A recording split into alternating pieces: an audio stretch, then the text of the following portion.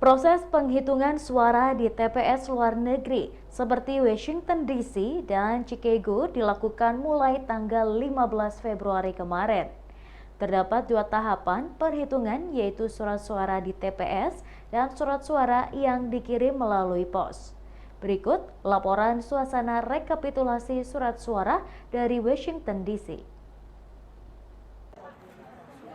Inilah suasana rekapitulasi suara oleh Panitia Pelaksana Pemilu Luar Negeri di 6 kota Amerika Serikat, yakni Los Angeles, San Francisco, Houston, Chicago, New York, dan Washington DC. Di Washington DC, panitia menghitung suara selama 2 hari, surat suara yang dicoblos di TPS pada 14 Februari, lalu suara melalui pos pada 15 Februari. Para saksi tampak puas dengan hasil pemilihan umum di Washington DC, meski jumlah suaranya relatif kecil. Ya, yang kita harapkan untuk kedepannya lagi kita bisa mendapatkan voter lebih banyak lagi gitu. Mungkin kita lebih banyak untuk melakukan knock the door lah kayak gitu. Lagi karena transparan banget ke PPL, anggota PPLN-nya. Kalaupun ada surat sah tidak sah ya seperti biasa lah ya, kayak coblosnya ke sana di luar kotak gitu-gitu sih. Kalau dari kecurangan misalnya dari PPLN sendiri atau dari paslon-paslon itu nggak ada sama sekali. Kalau menurut saya sih saksi juga punya turut andil ya untuk menjaga keamanan, karena kita juga diperbolehkan untuk melihat semuanya gitu. Dari awal tadi buka pintu suara kan pintunya dikunci pakai pin segala macam. Sama sekali di sini dan juga teratur.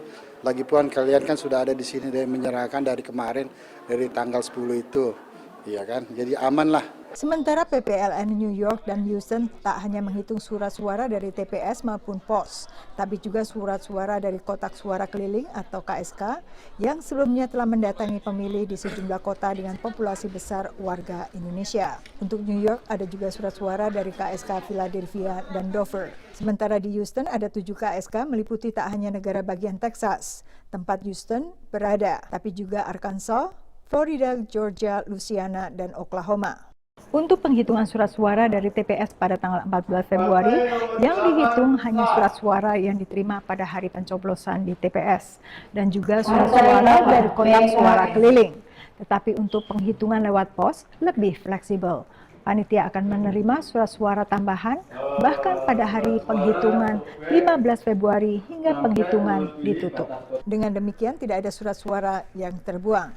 Meminta persetujuan dari Panwaslu maupun dari para saksi. Kita tunggu lagi satu kali lagi dan ternyata memang datang satu surat suara dan itu merupakan suara pos. Hasil penghitungan surat yang paling cepat diketahui adalah dari PPLN Washington DC dan Chicago, Illinois, karena jumlah surat suara yang dihitung lebih kecil dibandingkan wilayah lainnya. Tetapi permasalahan kita, karena DPT itu kan ditutup 21 Juni 2023 ya.